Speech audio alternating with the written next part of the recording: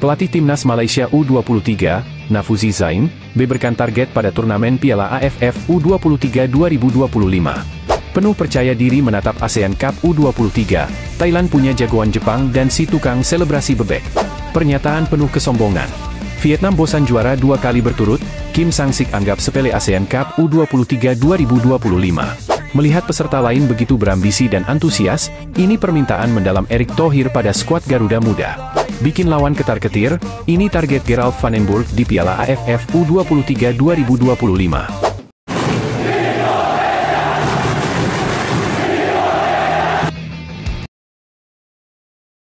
Pelatih Timnas Malaysia U23, Nafuzi Zain, berikan target pada turnamen Piala AFF U23 2025.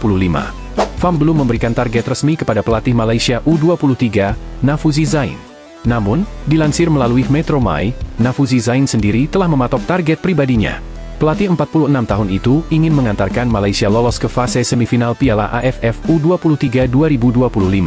Adapun target yang ditetapkan Nafuzi Zain dirasa realistis, mengingat prestasi Malaysia dalam turnamen yang pertama dihelat tahun 2005 itu, yang dimana Harimau Malaya belum pernah menyabet titel juara. Malaysia paling baik finish sebagai peringkat 4, kalah dalam semifinal, pada edisi 2005 dan edisi sebelumnya, 2023. Sebelum berangkat ke Indonesia, Malaysia telah melakukan beberapa uji coba dalam fase pemusatan latihan. Hasilnya, Malaysia memenangkan mayoritas laga pemanasannya melawan tim kasta utama, Liga Super Malaysia.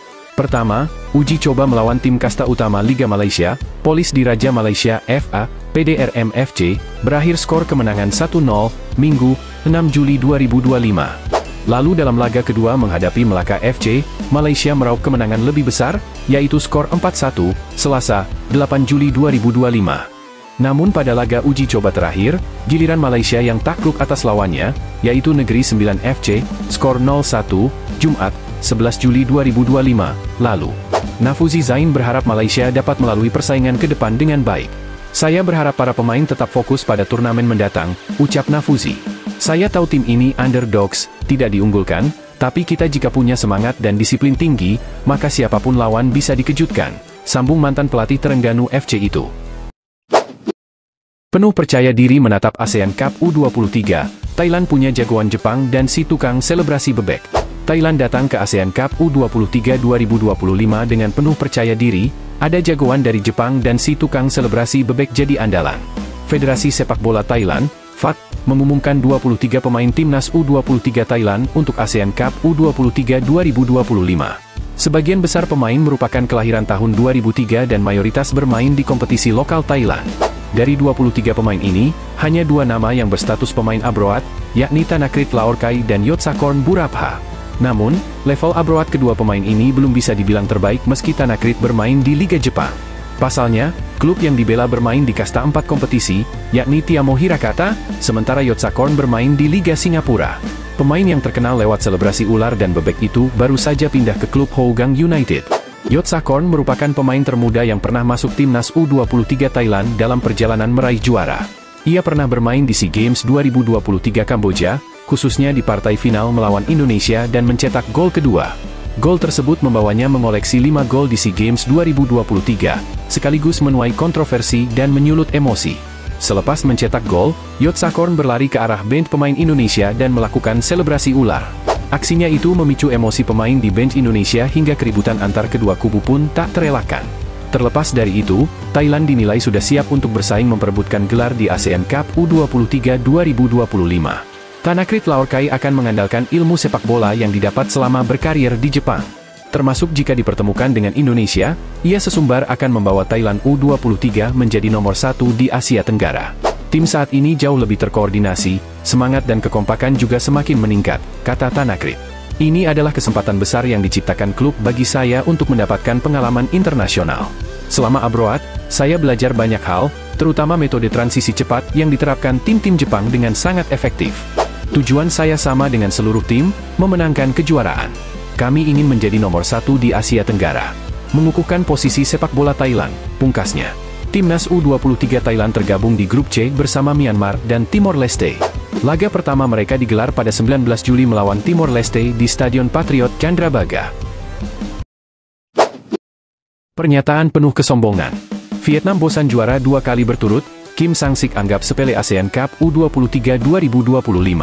Pelatih timnas U23 Vietnam Kim Sang-sik tidak ingin anak asuhnya terbebani tuntutan juara ASEAN Cup U23 2025. Di saat tim-tim seperti Indonesia dan Thailand memasang target juara di ASEAN Cup U23 2025, Vietnam pilih jalan lain. Kim Sang-sik belak-belakan soal target di ASEAN Cup U23 2025, juara tak harus melulu diraih tim asuhannya itu. Seperti yang diketahui bersama, Vietnam merupakan peraih 2 gelar juara Piala AFF U23 secara beruntun. Terakhir didapat pada 2023, setelah mengalahkan Indonesia yang saat itu diasuh Shin Tae-yong lewat adu penalti di final. Bagi pelatih asal Korea Selatan itu, memenangi gelar juara secara berturut memang membanggakan, tapi ada yang lebih penting. Menurutnya, Vietnam tidak ingin terlalu membebani para pemain, untuk itu ada misi lain yang ditugaskan Kim Sang-sik. Seolah Vietnam sudah bosan meraih gelar juara di turnamen ini dan Kim Sang-sik terkesan meremehkan lawan-lawannya. Memenangi gelar juara berturut memang membanggakan, tetapi kami tidak ingin terlalu membebani para pemain, kata Kim Sang-sik. Secara khusus, Kim Sang-sik ingin para pemainnya memanfaatkan ASEAN Cup U23 2025 sebagai ajang untuk berkembang. Mengembangkan kemampuan dan kualitas diri dalam bermain, tak perlu menaruh fokus yang besar dalam meraih gelar juara. Karena menurut Kim Sang-sik, gelar juara yang diraih sejatinya adalah konsekuensi dari permainan baik yang ditampilkan. Secara alami gelar juara itu bisa diraih jika tim mampu bermain dengan baik dan meraih kemenangan tentunya. Sepak bola adalah olahraga tim, saya selalu menekankan semangat tim dan disiplin dalam berkompetisi. Saya selalu mendorong para pemain untuk melihat turnamen ini sebagai kesempatan berkembang dan maju. Alih-alih hanya mengejar hasil, menurut saya, akan menjadi konsekuensi alami dari proses tersebut, kata Kim Sang-sik. Timnas U23 Vietnam tergabung di grup B ASEAN Cup U23 2025 bersama Kamboja dan Laos. Di atas kertas, Vietnam bisa jadi tim yang lebih baik ketimbang Kamboja dan Laos, tetapi tetap tidak boleh meremehkan. Komentar Kim Sang-sik menunjukkan betapa angkuhnya Vietnam sebagai pemilik 2 gelar beruntun Piala AFF U23. Vietnam mungkin bisa lolos ke semifinal dengan mudah, tetapi tantangan yang serius tentu baru hadir di babak itu. Ada 3 tim yang bisa menjegal mereka, di antaranya Thailand, Malaysia dan tuan rumah Indonesia. Alih-alih kemajuan yang didapat, para pemain Vietnam bisa saja larut dalam tangis jika gagal mempertahankan gelar. Melihat peserta lain begitu berambisi dan antusias, ini permintaan mendalam Erick Thohir pada skuad Garuda Muda.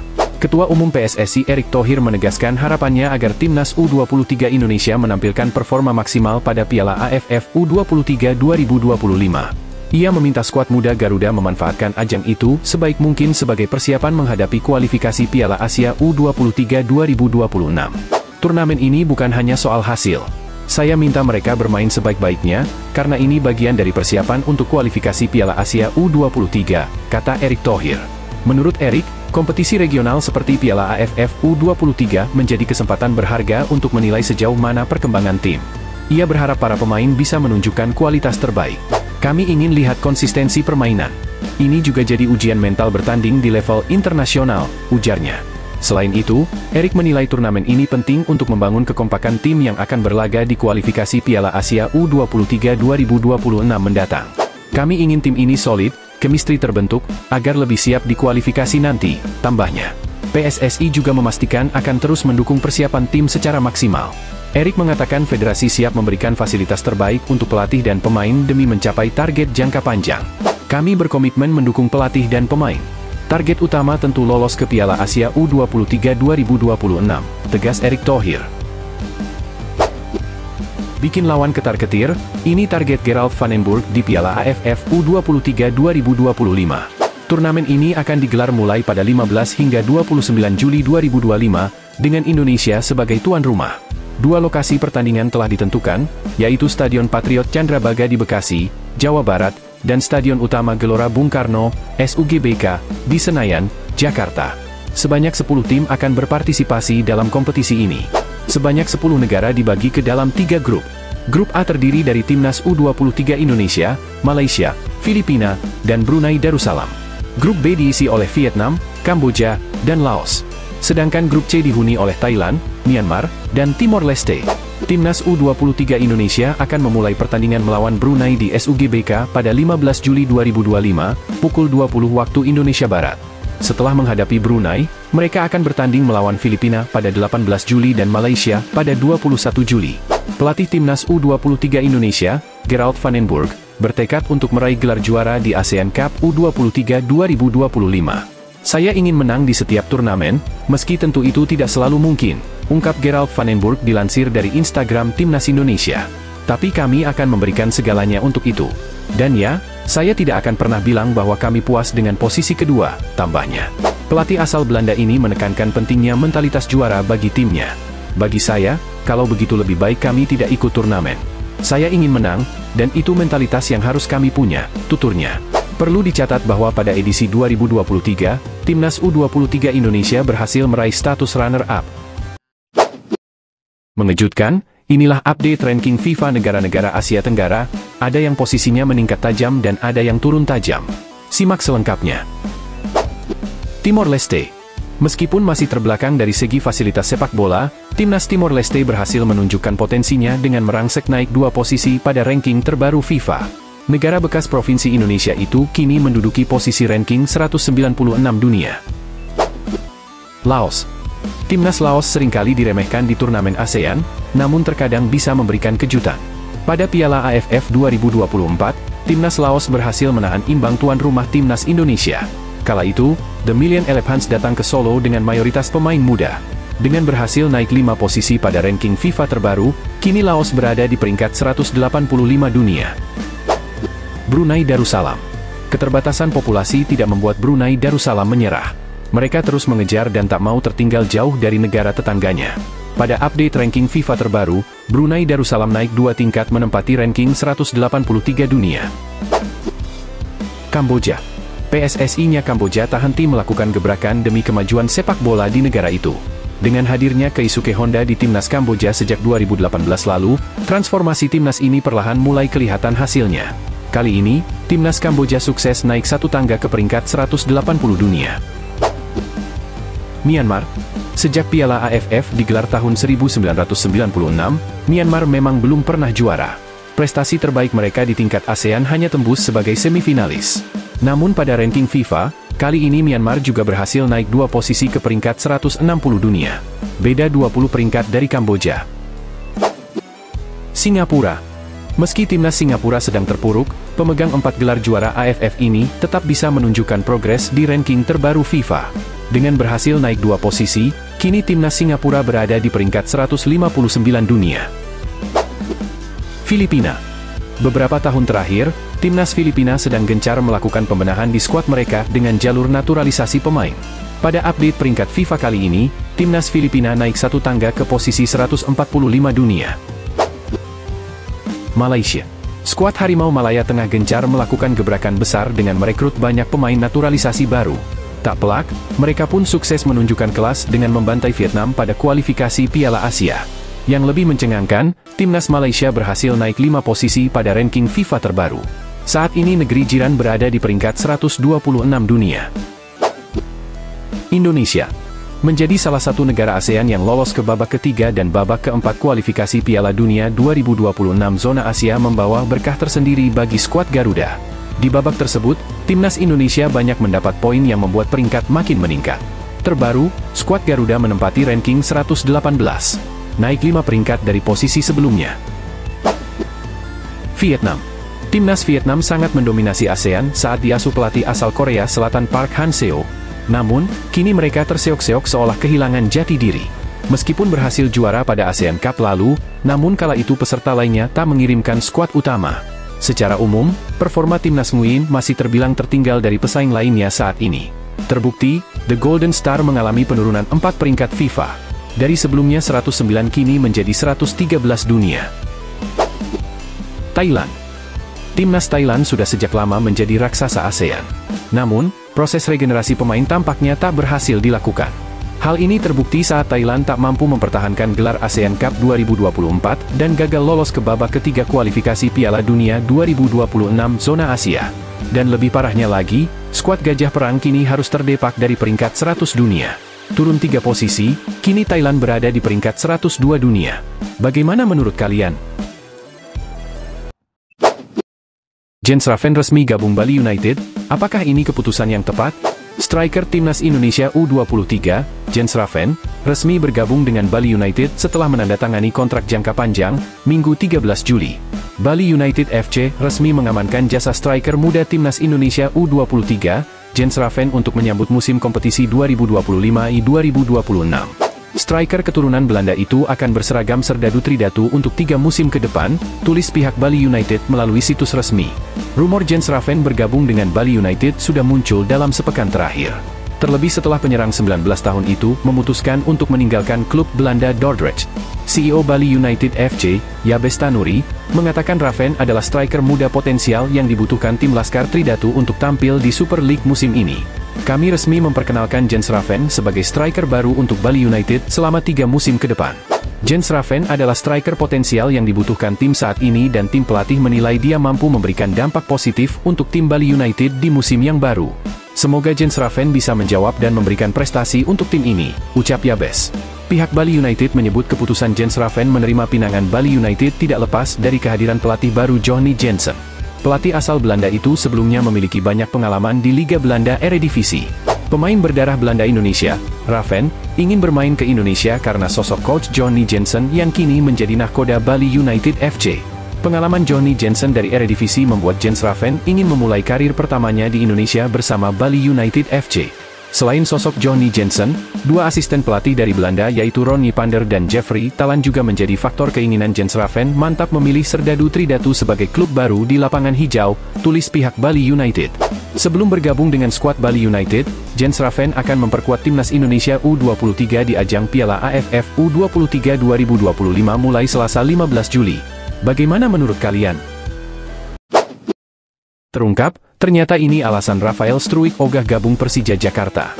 Misteri Rafael Struijk gagal bergabung dengan klub Super League Indonesia, Persija Jakarta, akhirnya terkuak.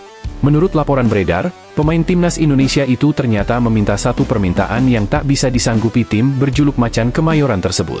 Rafael Struijk sempat dikabarkan santer akan merapat ke Persija Jakarta. Bahkan, kedua belah pihak sudah bertemu dan membahas soal kontrak. Menurut laporan jurnalis Haris Pardede, gaji sudah disepakati tapi ada satu klausul yang membuat Persija keberatan. Satu klausul tersebut adalah permintaan untuk memfasilitasi tiket pulang dan pergi ke Belanda selama 4 kali 1 musim. 2 pemain diaspora kabarnya merapat ke Macan Kemayoran. Informasi dari Ring 1, ia serius dengan Persija Jakarta dan ini info A1. Namun, menurut informasi yang saya dapat dari internal, ada klausul tambahan yang akhirnya membuat proses ini agak delay, sehingga prosesnya sempat tertunda. Namun, Rafael Struijk sudah on the way untuk ke sana. Apalagi, Brisbane Roar dan Persija Jakarta memiliki hubungan, tambahnya lagi. Bung Harpa kemudian melanjutkan, Persija enggan memenuhi permintaan yang diminta oleh pihak Struijk sehingga proses negosiasi dalam mendatangkan sang pemain kemudian jadi batal. Ada perjanjian yang mana Rafael Struijk mendapatkan fasilitas 4 kali bolak-balik ke Belanda selama 1 musim. Tentu ini akan memakan biaya, apalagi kalau menggunakan kelas bisnis, sambung Bung Harpa. Melihat kolapsnya kesepakatan antara Struijk dan Persija, klub Super League Indonesia lainnya, Dewa United, akhirnya disebut-sebut sebagai klub terbaru pemain berusia 22 tahun. Bahkan, kabarnya Dewa United memberikan besaran gaji yang lebih baik dibandingkan Persija Jakarta. Kemudian datanglah tim dari Tangerang, Dewa United, dengan kemampuan finansial sangat kuat, ucap Bung Harpa. Mereka datang dengan tawaran gaji lebih baik, fasilitas seperti bolak-balik ke Belanda 4 kali semusim dalam bentuk uang. Ini yang gue dengar, imbuhnya. Sedangkan, Struijk dilaporkan sudah mencapai kesepakatan dengan Dewa United. Kabar bergabungnya Rafael Struijk ke Dewa United disampaikan oleh akun Instagram Bali Eleven. Rafael Struijk penyerang muda Timnas resmi merapat ke Dewa United untuk Indonesia League, tulis laporan itu. Diketahui kontrak Rafael Struijk dengan Brisbane Roar sudah berakhir. Karena itu banyak klub termasuk Dewa United dan Persija Jakarta yang disebut akan jadi pelabuhan striker berumur 22 tahun ini. Setelah kontraknya habis di Brisbane Roar, Struijk tolak Persija demi paket terbaik dari Tangsel Warriors, sambungnya. Struijk saat ini sudah berada di Indonesia untuk menandatangani kontrak bersama Dewa United. Dia mencuri perhatian dengan unggahan di Instagram story-nya. Unggahan itu menampilkan seseorang pria yang sedang membawa tulisan, "Welcome Mr. Rafael S."